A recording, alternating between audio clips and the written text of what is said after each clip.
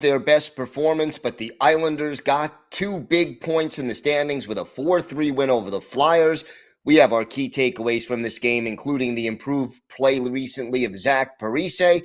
We've also got our weekly farm report, and an often forgotten name from the dynasty years is today's Islanders birthday of the day. All that and more coming up on this episode of the Locked On Islanders podcast.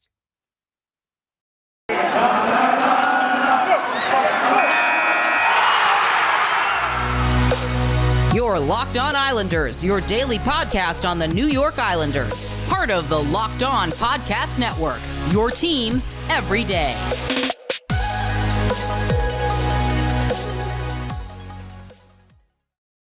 All right, everybody, and welcome to the Wednesday edition of the Locked On Islanders podcast. So glad you could join us today. Thank you for being part of the Locked On Islanders family, and thank you for making Locked On Islanders your first listen every day. We are free and available on all platforms. We've got a lot to talk about after the Islanders' 4-3 win over the Philadelphia Flyers, 13th straight loss for the Flyers.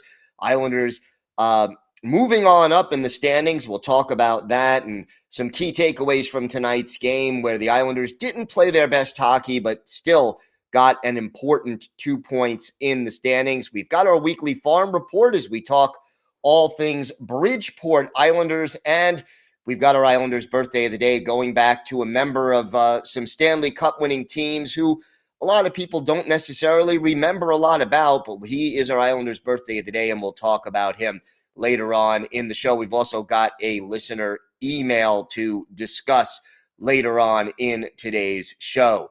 If you've got something Islanders related on your mind, you have a question, a comment, a topic that you'd like us to discuss on the show, feel free to send us an email. The email address, lockedonislanders@gmail.com. And if you leave your first name and where you're from, we're happy to mention you on the show when we talk about whatever it is that's on your mind. You could also follow the show on Twitter at Locked On Isles, and you could follow me, Gil Martin, on Twitter at Ice Wars, NYR, VSNYI. We'll keep you up to date on all the latest Islanders news, notes, and happenings. And I am live tweeting during nearly every Islanders home and road game. Always great to provide instant insight and analysis and to interact with fans during Islanders games or really any time. So please feel free to contact me via Twitter whenever there's something you'd like to talk about Islanders related. Islanders down the Philadelphia Flyers by a score of 4-3. And look, this game was not an artistic masterpiece by any one stretch of the imagination. This was not the Islanders playing their best hockey, but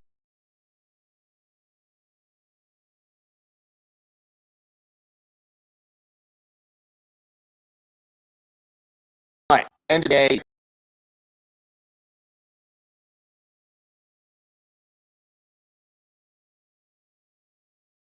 what matters start up and the Islander bound pretty quickly. No. Here we go. Islanders come. And, the one thing that I think was sort of comforting about this, the two biggest comforting things. Number one, the Islanders fell behind 2-0, but they didn't panic. And their resiliency, which is something that has served this team very well over the course of the last few years under Barry Trotz, it helped them again. Now they give up that second goal at 12 of the opening period, and less than a minute later at 13:37, Noah Dobson gets the Island on the board. They answer, and thereon, it was mostly Islanders in this game, and they end up with the 2 points. The other thing that I think was great to see was that even though, the usual Islanders formula for winning involves outstanding goaltending, and the Islanders are usually outshot in most of their games, although that was not the case tonight. Their goaltenders have to play well, and they just get enough goals to earn the win. Well, tonight, Ilya Sorokin got the start. I would say 2 of the 3 goals that he let in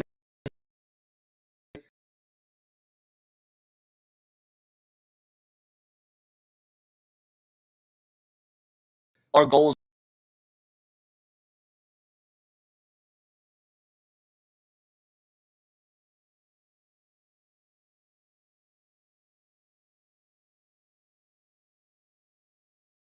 he would want to have a goaltender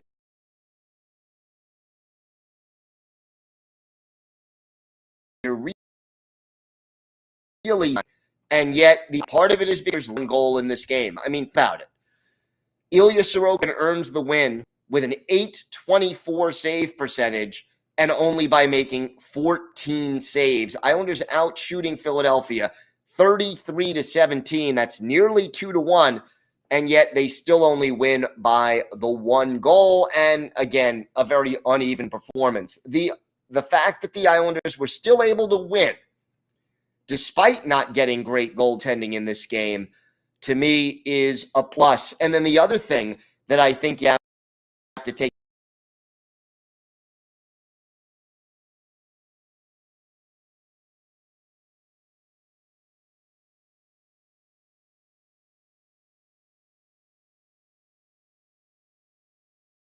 into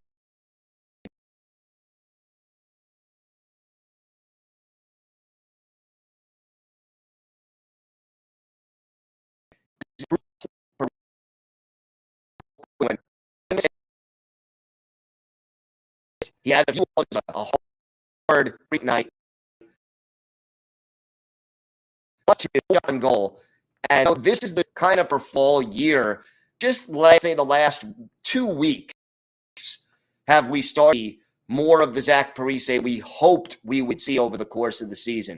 You add a strong performance by Matt Barzal. I love the fact that into Parise, RZ, and Anders had shots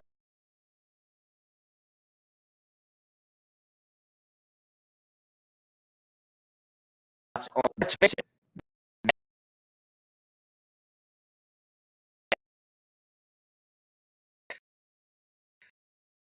that they were doing that. The Islanders made 3 shots on goal. Aggressive is the right word. He was confident, and he was, when he handled the puck, he wasn't caught out of position. It was like he was determined to produce something, to create something with the puck, and he largely did. Another player who I see playing with more confidence, though I'm not ready to announce him. Look, we've talked about Dobson. He had another goal. He's playing very well. He has grown into his new role in the absence of Nick Leddy, and that's encouraging. Also got to give some kudos to Scott Mayfield, who, as of late, has just been more confident when handling the puck, and he and Adam Pelech have become a good pairing for the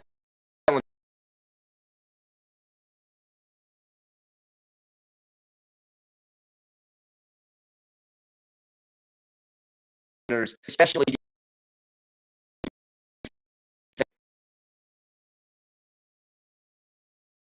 scoring.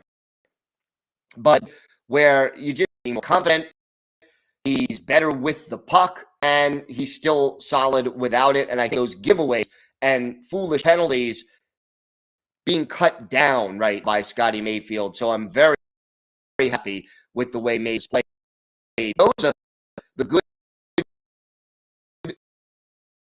take is the power play does produce goals, but it remains kind of even. The Barzal goal, which was a beauty on the power play, Parise with a great pass to set that up, and he just roofed it. I mean, that toy department all the way.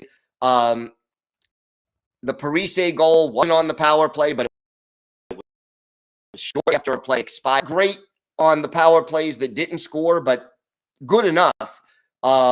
And showing some signs of better puck movement.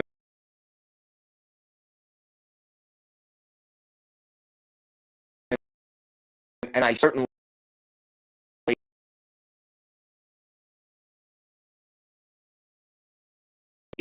but boy, out. Sorokin got better. got a wave off. But look, this is the, I think, of playing a team like Philadelphia and just continues to struggle. You can fall behind 2-0 and find a way to come back because Philadelphia is just not on top of their game right now. So you take the 2 points, you move up and down.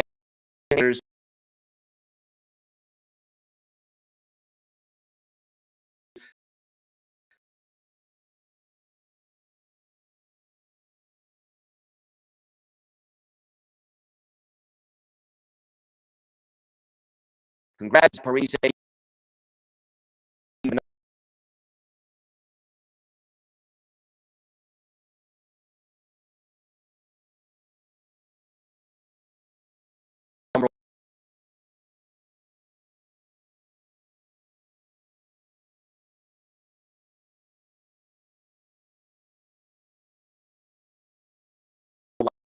Star of this game.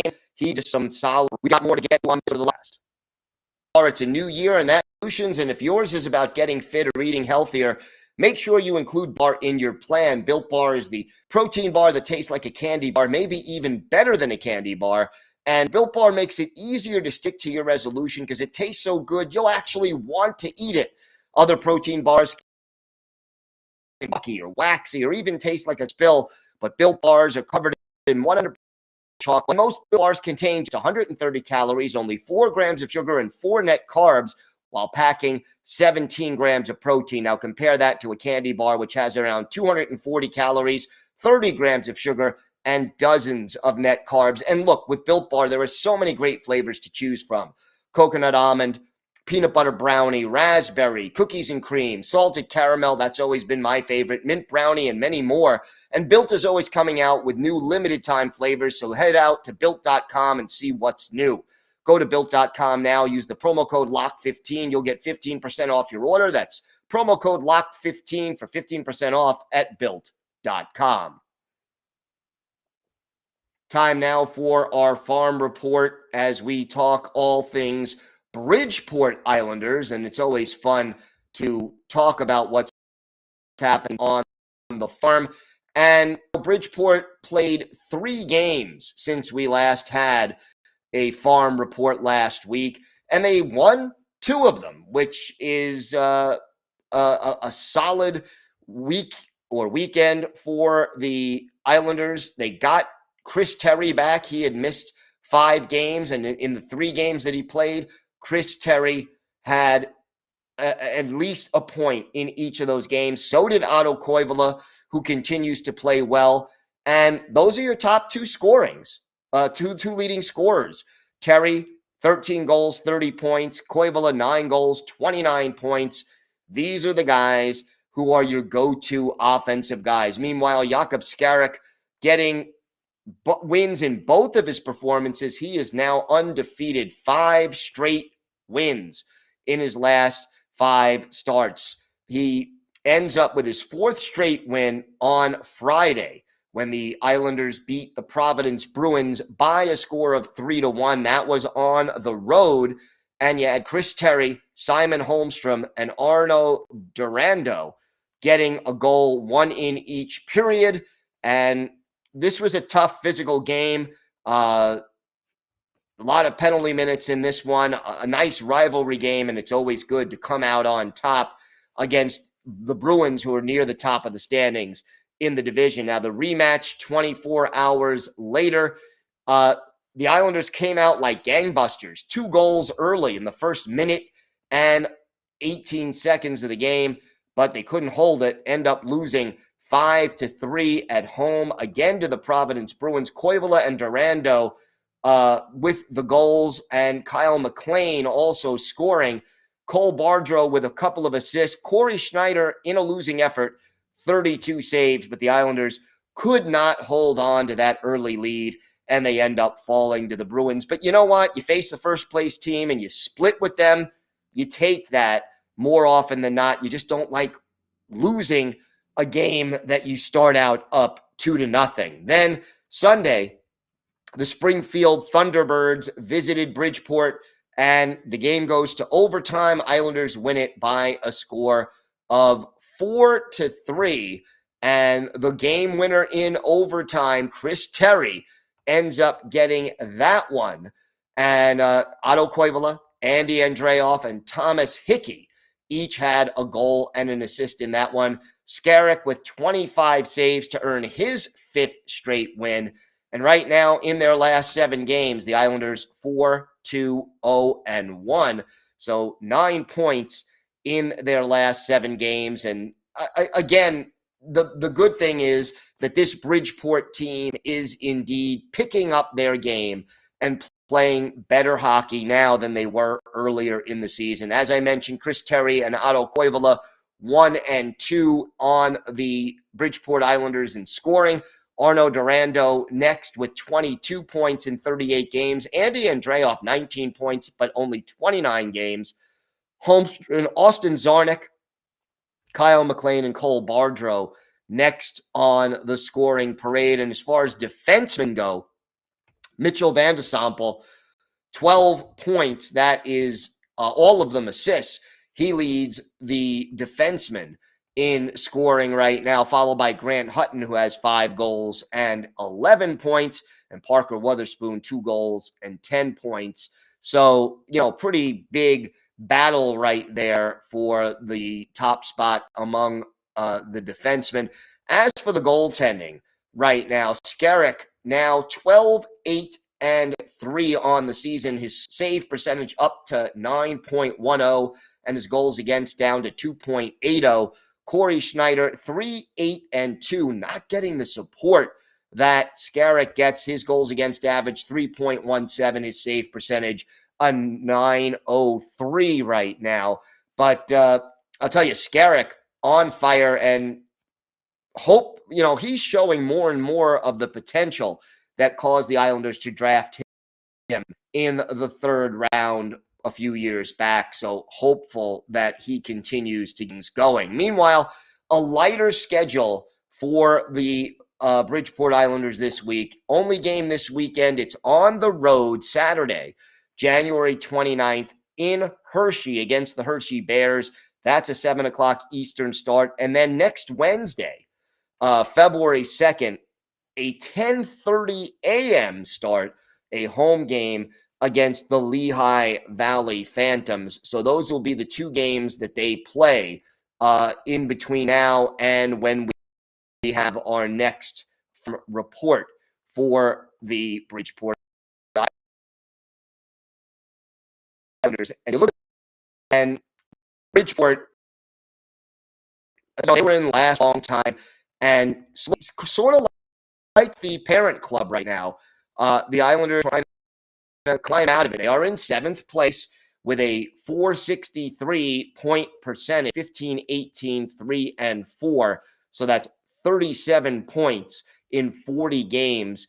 Can't quite get to 500 even if they win both of this week's games, but getting closer. And Lehigh Valley, which is the next team ahead of them in point percentage, has a .485 point percentage.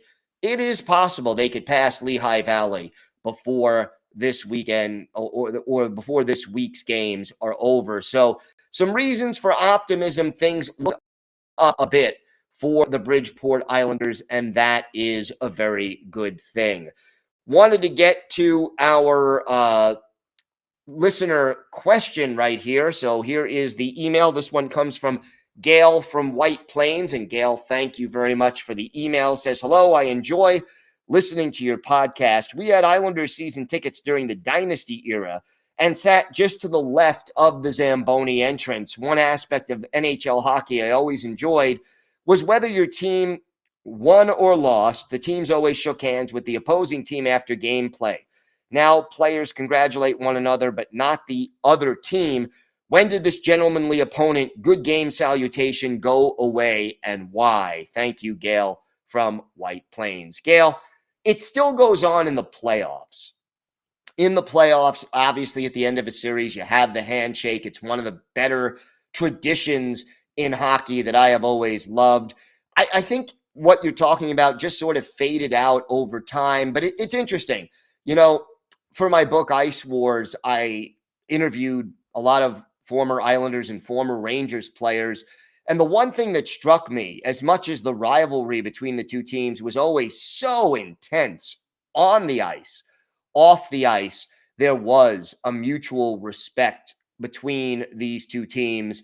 And I think that that was true largely for most opponents during the 70s and the 80s and going forward from that. So I think just sort of the general culture changed a little bit, but you still see the handshakes in the playoffs after a hard-fought series. And I think there's more camaraderie off the ice nowadays, but that tradition that you spoke of, maybe a little bit less open right now. But I do know, after a game, you go into the locker room and the two teams' players certainly do talk to each other. And 99% of the time, it's positive. There are incidences throughout Islanders history. And again, I'm referring specifically to some games against the Rangers where after the game, there were some near fights in the locker room and outside the locker room between the two teams. So there's the good and the bad, Gail. But thank you so much for your question, and it's a good observation on your part. We've got more to get to on this episode of the Locked On Islanders podcast. We go back to the dynasty years for our Islanders birthday of the day. We have that and more still to come on this episode. This episode is brought to you by your friends at BetOnline. BetOnline would like to wish you a happy new betting year as we continue our march to the playoffs and beyond. BetOnline remains the number one spot for all the best sports wagering action for 2022. It's a new year, and they've got a new updated desktop and mobile website. So sign up today, and you'll receive a 50% welcome bonus on your first deposit. Just use the promo code LOCKEDON to get started. That's locked on, one word, and betonline.ag will give you that 50% welcome bonus on your first deposit because you use the promo code and listen to the Locked On Islanders podcast. From football, basketball, hockey, boxing, and UFC, right to your favorite Vegas casino games, don't wait to take advantage of all the amazing offers available for 2022. BetOnline is the fastest and easiest way to wager on all your favorite sports. BetOnline, where the game starts. Time now for our Islanders birthday of the day. And we are a day early, but I want to wish a very happy 65th birthday to former Hector Marini. Marini, born in Timmins, Ontario, drafted in the third round by the Islanders in 1977, had to back 32 goal seasons for the Sudbury Wolves of the OA and Junior, made his debut one game and one playoff game, one in the regular season, one in the playoffs in 1978-79, and then played for the Isles in 80-81 and 81-82, played in 9 playoff games in 80-81 when the Islanders won the Stanley Cup for the second time and had 9 points in those playoff games.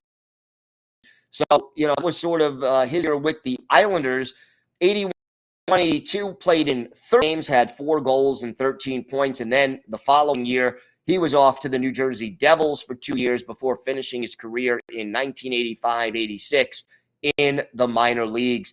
Hector Marini played in 154 career NHL games, 27 goals, 73 points, 10 playoff games, all of those with the Islanders, 3 goals and 9 points in those playoff games. And we're going to go back and look at one of his better efforts for the Islanders.